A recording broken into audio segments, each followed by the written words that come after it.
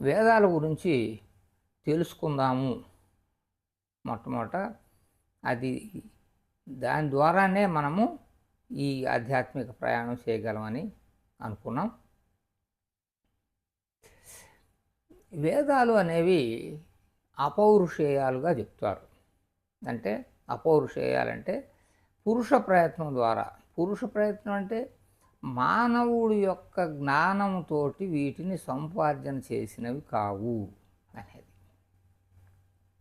మరి ఇంకెక్కడి నుంచి వచ్చినాయండి అంటే మన ఋషులు వాళ్ళు తపస్సులు ఒక్కొక్క సమస్య గురించి విషయాలను తెలుసుకోవడం కోసం వందల వేల సంవత్సరాలు తపస్సులు చేసి దాని ద్వారా వాళ్ళ ఆలోచన క్రమంలో వాళ్ళకి ఈ భగవంతుడు వాళ్ళకి ఆ జ్ఞానాన్ని లేకపోతే ఆ మంత్రాన్ని వాళ్ళకి తెలియజేశాడని, వాళ్ళు వాళ్ళ శిష్యులకి అదే విషయాన్ని నోటి మాటగా చెప్పారని, ఆ శిష్యులు వాళ్ళ శిష్యులకు చెప్పారు అనే దీనిలో పరంపరగా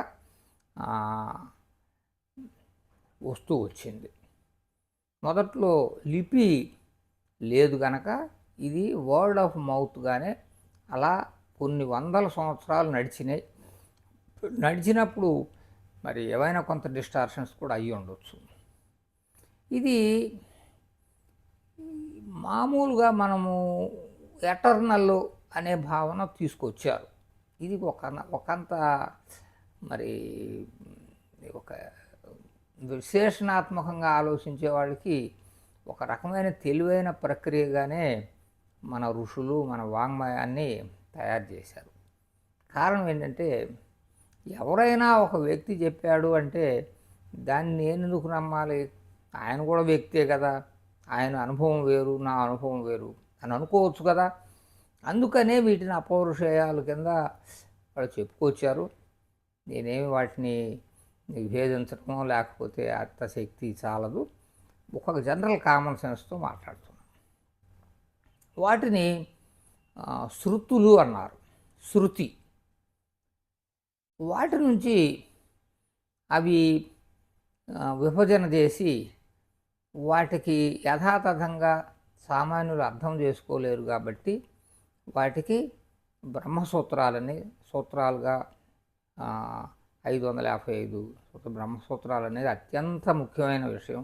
ప్రస్థానత్రయం ఇంతకుముందు అనుకున్నాం. తర్వాత ఇంకా దగ్గర తీసుకురావడం కోసం మహాభారతం అనే ఒక ఉద్గ్రంథం ద్వారా భగవద్గీత ద్వారా వాటిని మళ్ళా చెప్పడం జరిగింది. చాలా వివరణాత్మకంగా అనేక విభాగాలను కలిపి భగవద్గీతలో కూడా చెప్పారు. ఈ మూడింటిని వేదాలు, భగవద్గీత, బ్రహ్మసూత్రాలు ఈ మూడింటిని మనం ప్రామాణికంగా తీసుకుంటాం. అయితే ఇప్పుడు ఈ వేదాలు ఏమిటి? సో వీటిని ఒకంత గూగుల్ ద్వారా కానీ ఏదైనా కూడా కొంత ప్రామాణికం అనేది ఎప్పటివి అనేది మనం ఎప్పుడు డేట్ చెప్పలేం. కానీ వేదిక్ పీరియడ్ అనేదాన్ని మాత్రం క్రీస్తు పూర్వం 1500 నుంచి 1000గా దాన్ని చెప్తూ వచ్చారు. ఈవెన్ మనకు యూపీఎస్సి సిలబస్ బుక్స్లో కూడా చెప్పారు. అనుకునే చెప్తున్నాను. అథెంటిక్గా వాళ్ళు చెప్పడం జరిగింది.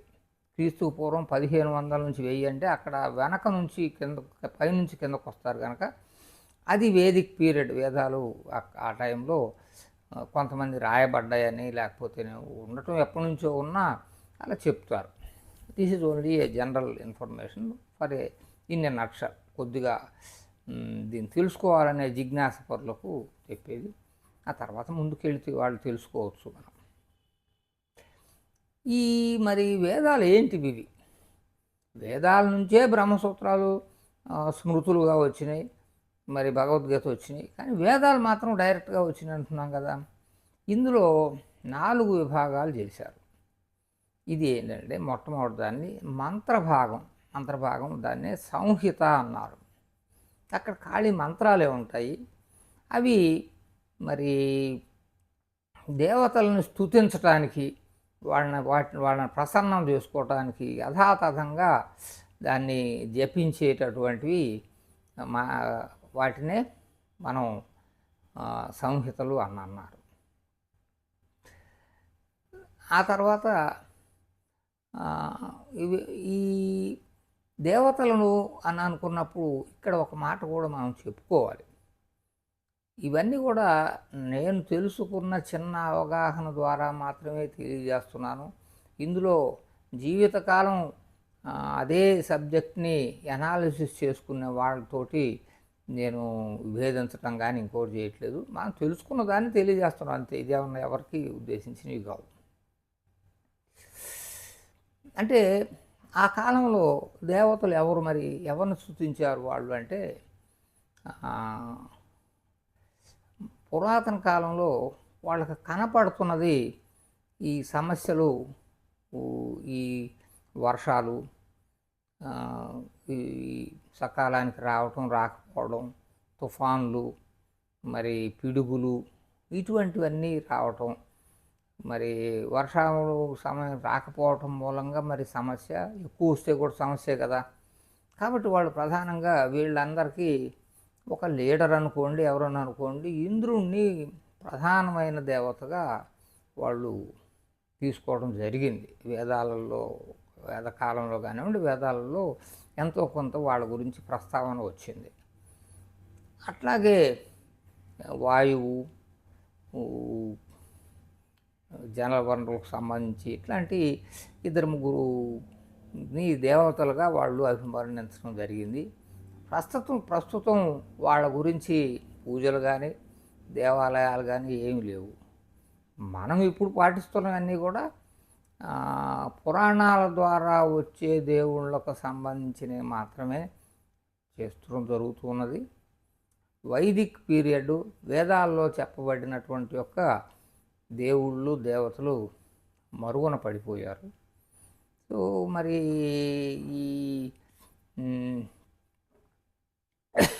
ఇది ఒక అంశం తెలుసుకోవాల్సింది అంతవరకే. ఇక ఈ సంహితల తర్వాత బ్రాహ్మణాలు అనేవి నెక్స్ట్ వచ్చినాయి. ఇవి ఏంటంటే ఆ కాలంలో రాజులు వాళ్ళు ఉండేవాళ్ళు కనుక వాళ్ళు యజ్ఞాలు యాగాలు అనేవి చేయటం, వాళ్ళ కోరికలు పుత్రకామేష్టో లేకపోతే అశ్వమేధము యజ్ఞాలు అనేది చేస్తారు. అశ్వమేధం అనేది అత్యంత పెద్దది. కొన్ని పురాణాలలో ఒక గొప్ప రాజు అంటే ఆయన అశ్వమేధం చేస్తేనే గొప్ప రాజు అని, ఇంకా కొంతమంది అనేకసార్లు అశ్వమేధం చేస్తారు. భాగవతంలో విష్ణుమూర్తి అవతారంగా చెప్పబడిన పృథు చక్రవర్తి 100వ అశ్వమేధం చేశాడని, ఆ 100వ అశ్వమేధం దగ్గర ఇంద్రుడితోటి మరి యుద్ధం చేయాల్సి వచ్చిందని అది మనకు స్టోరీ ఉంది. అప్పుడు మిగిలిన దేవతలు నీవు ఇంద్రుడితో చేయటం ఏంటి, నువ్వెవరో నీకు తెలియదు, దీన్ని విరమించు అంటే అప్పుడు శాంతించాడు పృథు మహారాజని. ఆ తర్వాత ఆ అశ్వమేధాన్ని పూర్తి చేశారని చెప్తారు. ఇవన్నీ కూడా మనకు పుస్తకాల్లో ఉన్నవే.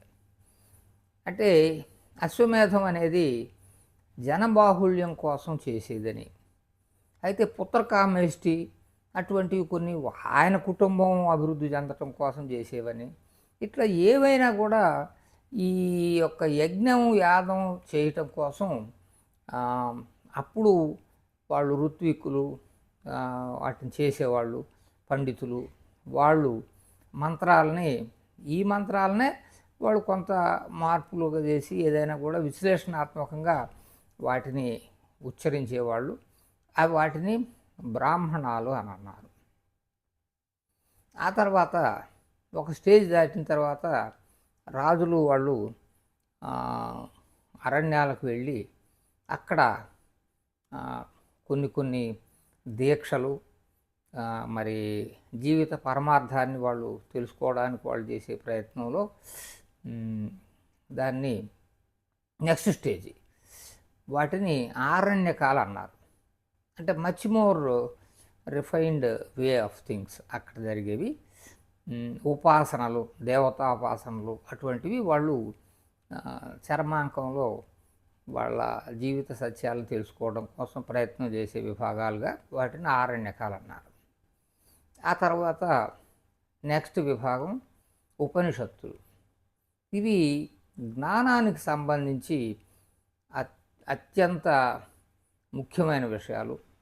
ఇప్పుడు మనం తెలుసుకోబోయేదానికి ప్రమాణం ఏది ఆధ్యాత్మిక ప్రయాణంలో ప్రమాణం అనేది ఉపనిషత్తులు మాత్రమే. మనము వేదాలని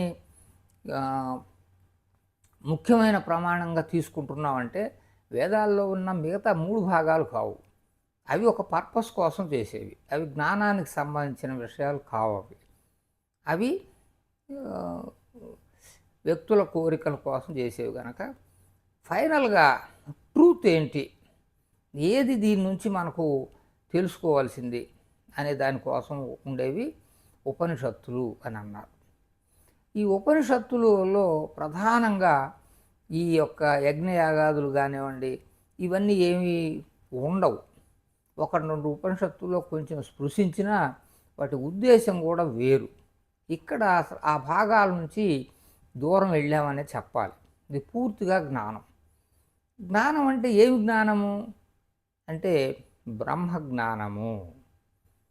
బ్రహ్మజ్ఞానం అంటే ఈ సృష్టికి మూలమైనది ఏమిటి అనేది అత్యంత ముఖ్యమైన విషయం.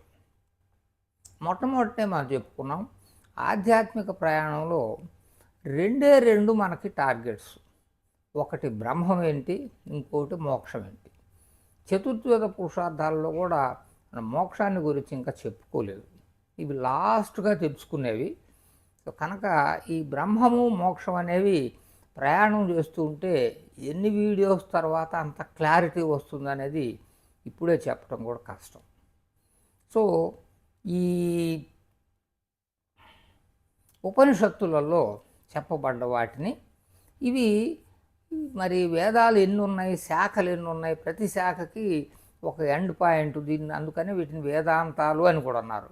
ఆఖరిలో చెప్పబడిన జ్ఞానం కింద తీసుకోవాలి.